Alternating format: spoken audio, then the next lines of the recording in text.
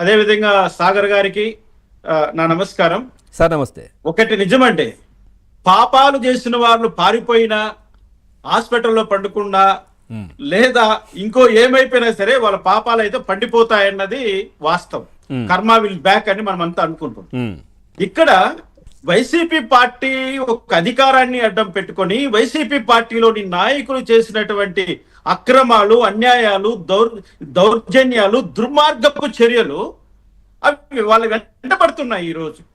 ఈరోజు జగన్మోహన్ రెడ్డి ఒంటరి అయిపోయాడా అనే దానికంటే జగన్మోహన్ రెడ్డి పని అయిపోయిందా, జగన్మోహన్ రెడ్డి పార్టీ ఖతం అయిపోయిందా అని ప్రజలు చర్చించుకోవడానికి ఎక్కువ రోజులు పట్టలేదండి. కేవలం ఒక 6 నెలల్లోనే ఆ యొక్క పార్టీ యొక్క స్థితి మారిపోయింది కూటమి ప్రభుత్వం అధికారంలోకి వచ్చిన తర్వాత.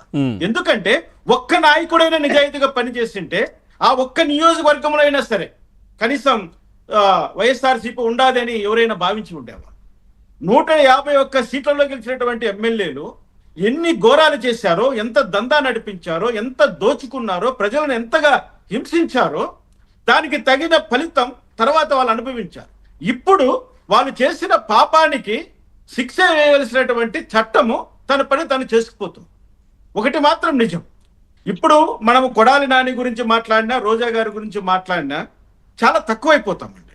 ఎందుకంటే కొడాలి నాని వాడిన భాష కానీ, రోజా గారు వాడినటువంటి భాష కానీ సభ్య సమాజంలో ఎవరు కూడా దాన్ని యాక్సెప్ట్ చేయరు. అవును, అటువంటి పదజాలంతో వాళ్ళు ఆ రోజు ఎలా ఎగిరిపడ్డారో ఈ రోజు అంతగా చితికిల పడ్డారు.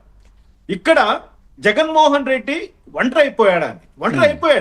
ఆయన ఎలక్షన్స్ కు ముందు రోజు ఆయన డిక్లేర్ చేసుకున్నాడు, మీ నియోజకవర్గంలో ఉన్న ఎమ్మెల్యే క్యాండిడేట్ చూసి కాదు ఓటేయాల్సింది, నన్ను చూసి ఓటేయండి అన్నాడు. ప్రజలు బాగా తీర్పిచ్చారు. ఎందుకంటే జగన్మోహన్ రెడ్డిలో ఏ క్వాలిటీ ఉందని ప్రజలు ఆయన చూసి ఓటేయాలండి.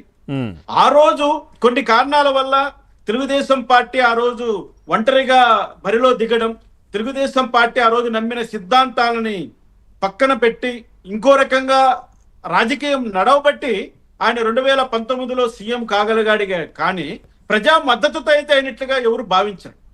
ఎందుకంటే చంద్రబాబు నాయుడు గారు 2014 నుంచి 2019 వరకు ఆయన రాష్ట్ర అభివృద్ధి కోసం చేయవలసిందంతా చేశారు. అవును, కానీ ఎక్కడో చిన్న పొరపాట్లు, నాయకులు చేసినటువంటి చిన్న పొరపాట్లు, పైగా ఆయన కేంద్రంతో పెట్టుకున్నటువంటి వైర్యం, ఆయన సొంత లాభానికి ఏమైనా కేంద్రంతో వైర్యం పెట్టుకున్నాడండి? రాష్ట్రం కోసం, రాష్ట్రం కోరిక కోసం. ఈ దొంగ ఏమో దొంగ దీక్షలు చేశాడు, దొంగ నిరాహార దీక్షలు చేశాడు, దొంగ వేషాలు వేశాడు. తీరా తెలుగుదేశం పార్టీ ఆ యొక్క స్టాండ్ తీసుకుంటానే ఇట్లా ప్లేటు ఫిరాయించి ఢిల్లీలో నక్కలాగా పోయి వాళ్ళ పంచన చేరిపోయి ఎంత ఇబ్బంది పెట్టాడో మనం చూస్తాం. ఎందుకంటే ఎలక్షన్ అంత ఈ సాదా సీదాగా జరగదండి. మనము నిజం ఒప్పుకోవాలి.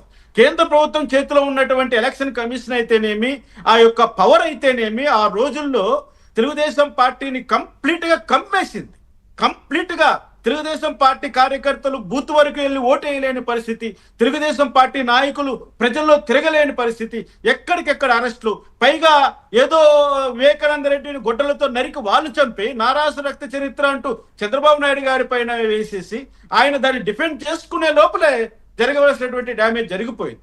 ఇన్ని కుయుక్తులు చేసి అధికారంలోకి వచ్చేసాడు. సరే, అధికారంలోకి వచ్చాడు కదా, ప్రజల మన్నన పొందాలని ఏమైనా ప్రయత్నం చేశాడా? అది లేదు. మొత్తం దోచేశాడు. ఎంత దుర్మార్గం అంటే అండి, కరోనా రిలీఫ్ కింద వచ్చినటువంటి డబ్బును కూడా దోచేశాడండి. ఎంత దరిద్రమో చూడండి.